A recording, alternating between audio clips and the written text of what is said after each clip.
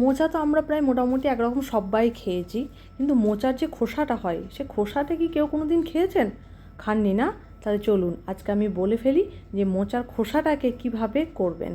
খোসার কোপ্তাকারি করেছি আমি, আজকে মোচার খোসার কোপ্তাকারি করেছি। এটা কিন্তু ঘরে অবশ্যই একবার ট্রাই করবেন, খেয়ে তারপর আমাকে কমেন্টে জানাবেন। যার জন্য প্রথমে কি করতে হবে, খোসাটাকে ভালো করে ধুয়ে নিতে হবে। ধুয়ে নেবার পর নুন আর হলুদ দিয়ে আমি ইন্ডাকশানে 1400-তে দিয়ে সেদ্ধ বসিয়ে দিয়েছিলাম। ওটা ভালো করে সেদ্ধ হবে, ভালো করে। না সেদ্ধ না হলে না, যদি কুটকুটি ভাব থাকে, যার জন্য ভালো করে ওটাকে সেদ্ধ করে নিতে হবে। আমি ভালো করে সেদ্ধ করে নিলাম।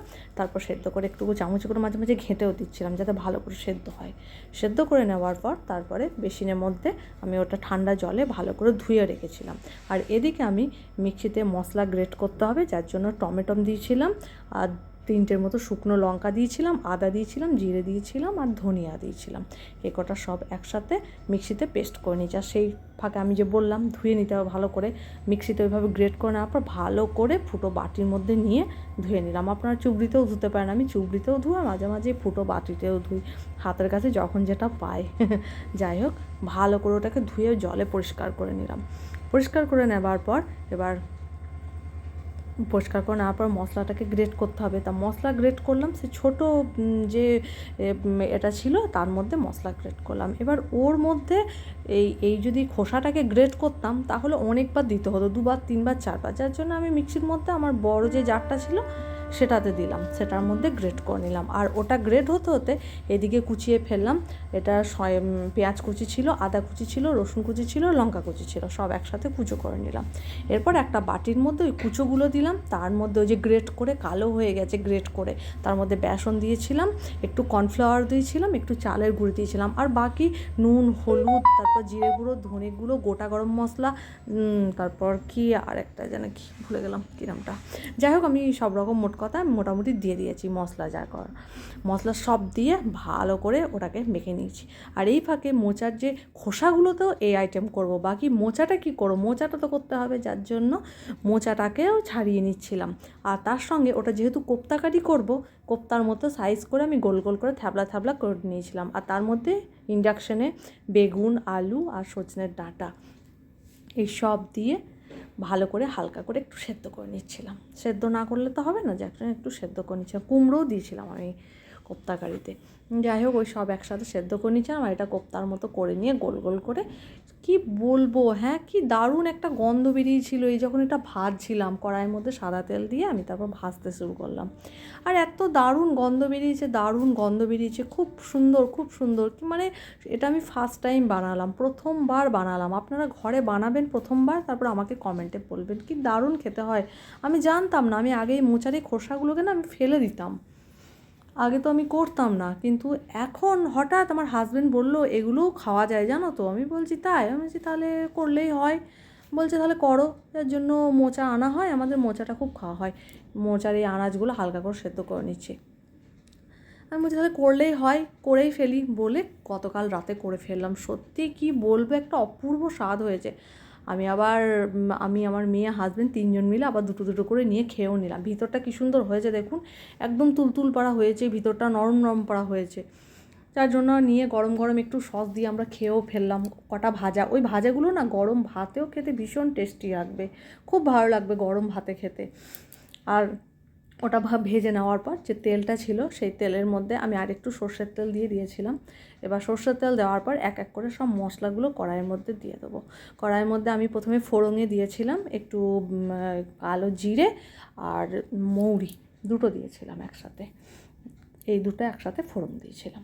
ফোড়ন দেওয়ার পর, না ওটা দিইনি তো, এই দুটোই দিয়েছিলাম ফোড়ন। আমার মেয়ে আবার বলছে আর কি দিয়েছি, ওই দুটোই ফোড়ন দিয়েছি। তারপরে শুকনো লঙ্কা দিয়েছিলাম ফোড়নে, শুকনো লঙ্কা দিলাম ফোড়নে। দেওয়ার পর ওটাকে একটু ভালো করে ভাজা ভাজা করে নিচ্ছিলাম। ভাজা ভাজা করে নেওয়ার পর ওই যে ইন্ডাকশানে আলু, কুমড়ো, সজনের ডাঁটা, বেগুন দিয়েছিলাম, সেদ্ধ করে নিয়েছিলাম হালকা করে নুন হলুদ দিয়ে, সেটাকে ওর মধ্যে তেলের মধ্যে দিয়ে একটু হালকা করে নাড়লাম। বেশি নাড়লে হবে না, কেন কি তাহলে ঘেঁটে যাবে, যার জন্য অল্প করে নেড়ে নিচ্ছিলাম। অল্প করে একটু নাড়তে হবে তো তেলের মধ্যে সব মশলাগুলো দিয়ে ভালো করে অল্প করে একটু নেড়ে নিলাম। নেড়ে নেবার পর এবার এক এক করে ওর মধ্যে আমি সব মশলাগুলোকে আবার অ্যাড করব। কোপ্তাকারিতে যা যা মশলা দিই আমি, আমি এদিকে আদা, তারপরে টমেটম, জিরে, ধনে, শুকনো লঙ্কার যে পেস্টটা দেখিয়েছিলাম না, ওই পেস্টটা একটু বেশি করে করেছিলাম। এতে এই মোচার যে খোসাটা সেই তাতে কোপ্তাকারি করব, তাতে দেবো, আবার মোচাতেও দেবো, নিরামিষ তো যার জন্য দিয়েছিলাম। মশলাটা একটু বেশি করে বাটিতে করে রেখেছিলাম, মশলা ঠিক এইরকম হয়ে গিয়েছিলো দেখতে। তারপরে আমি এক এক করে কড়াইয়ে মশলাটা অ্যাড করলাম, তার সঙ্গে আর যেগুলো অ্যাড করতে হয়, নুন, হলুদ, তারপরে গোটা গরম মশলা, যাই হোক আমি সব কিছু যাওয়াটে দিয়ে, হালকা মিষ্টি সব দিয়েছিলাম, এক এক করে ঝেড়ে ঝেড়ে ঝেড়ে ঝেড়ে সব দিয়ে দিলাম। আমি ভাবতেই পারিনি না এটা এত সুন্দর খেতে হবে, এত সুন্দর টেস্টি হবে। আমি তো কাঁচা কলার কোপ্তাকারি করি, কিন্তু এই মোচার যে খোসাটা আমরা এতদিন ফেলে ফেলে দিতাম, আমার মেয়ে ওটাকে না, আমরাও করতাম ছোটোবেলাতে, নৌকা বানিয়ে খেলা করতাম জলের মধ্যে। আমার মেয়ে ওটা এখন করে, নৌকা নিয়ে নৌকার মতো করে করতো, নৌকার মতো দেখতে হয় তো, দিয়ে ওটাকে নিয়ে খেলা করে। কিন্তু আমরাও আগে করেছি, কিন্তু আমি এতদিন জানতাম না যে ওই মোচার ওই খোসাটাকেও এইভাবে কোপ্তাকারি করে করা যায়। জানলে তো কত আগেই করে ফেলতাম। যাই হোক করে ফেললাম, সব রকম মশলা দিয়ে একটা, মানে কি বলবো, এত সুন্দর গন্ধ বেরিয়েছিল না, গন্ধতেই যেন অর্ধেক মানে পেট ভরে যাবে এত সুন্দর গন্ধ বেরিয়েছিল। ফার্স্ট টাইম করলাম তো, ফার্স্ট টাইমই যে এত ভালো হবে বুঝতে পারিনি। যাই হোক খুব ভালো হলো, খুব ভালো হলো। বিশেষ করে বড়াগুলো না খেতে আরও ভালো লাগছিলো, শুধু শুধু বড়াগুলো। কে এলো? পার্সেল। আসলে এই করতে করতে না, ভিডিওটা করতে করতে না, একটা পার্সেল অর্ডার দেওয়া ছিল, যার জন্য পার্সেলটা চলে এলো। কলিং বেল বাজলো, পার্সেলটা গিয়ে নিয়ে নিলাম। যাই হোক পার্সেলটা নিয়ে নিয়েছি, এবারে আবার রান্নায় চলে এলাম। রান্নাতে কড়াই ভালো করে নেড়ে নিলাম, মশলাটাকে একটু ভালো করে নেড়ে নিতে হবে তো, কেন কি পাশ দিয়ে যখন দেখবো একটু তেল বেরিয়ে গেছে, তখনই জানবো মশলাটা ভালো করে কষানো হয়ে গেছে। ভালো করে কষানো না হলে তো মশলার গন্ধটা ছাড়বে না। আর আমরা একটু বেশি ঝাল খাই, যার জন্য আমরা চিলি ফ্লেক্স একটু বেশি করে দিই, চিলি ফ্লেক্স দিই, তারপর আবার লঙ্কা কুচিয়ে দিই, কাঁচা লঙ্কা, আর একটু কটা 3-4টে ছোটো মতো লঙ্কা, তো বলে 3-4টের মতো লঙ্কা ভেঙে দিয়ে দিলাম।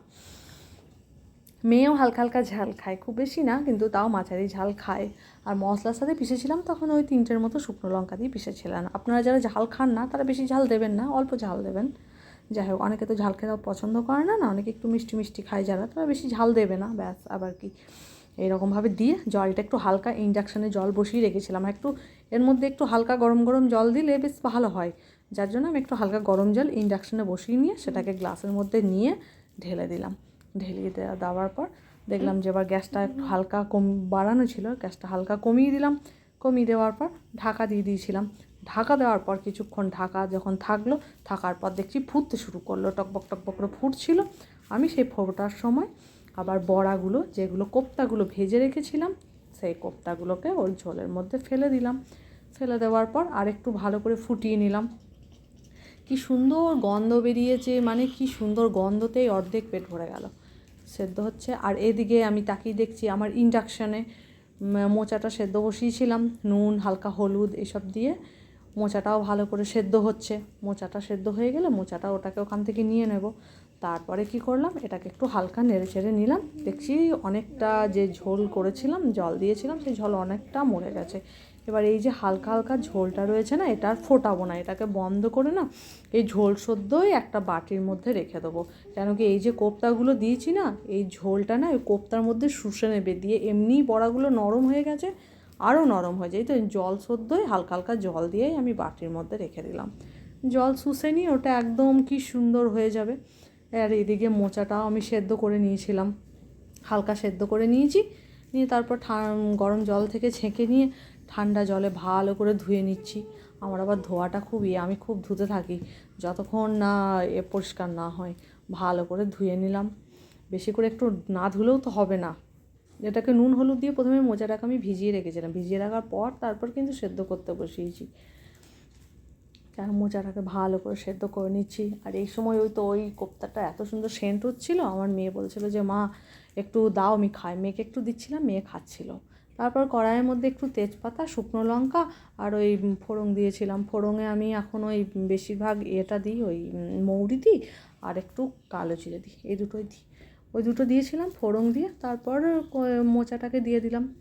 এবার মোচার মধ্যে এক এক করে ভালো করে একটু নেড়ে নিচ্ছি। নেড়ে নেওয়ার পর একটু একটু করে মশলা, সব যা মশলা দিই আর কি, সেই মশলাগুলোকে সব এক এক করে অ্যাড করে দেবো। অ্যাড করে দেওয়ার পর আবার একটু ভালো করে নেড়ে চেড়ে নিয়ে তারপর জল দিয়ে আমি ঢাকা দিয়ে দেবো। ব্যাস, তারপর ওটা ফুটতে শুরু করবে। আমি যে এই আইটেমটা প্রথম বানালাম, আপনারা কিন্তু অবশ্যই একবার ঘরে বানাবেন। যারা বানান তাদের তো কোনো ব্যাপার নেই, তারা জানেনই।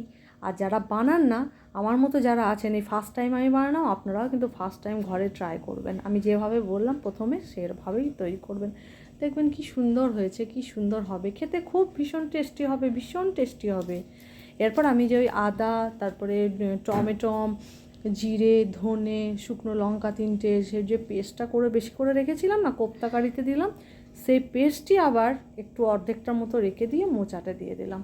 মোচা দেওয়ার পর তারপর আবার একটু কাশ্মীরি লঙ্কা গুঁড়ো রং হওয়ার জন্য দিলাম, একটু হলুদ দিলাম, তারপর একটু নুন দেব, মিষ্টি দেব, গোটা গরম মশলা দেব, সব একসাথে দিয়ে নেওয়ার পর এটাকে আবার ভালো করে একটু নেড়ে চেড়ে নিতে হবে।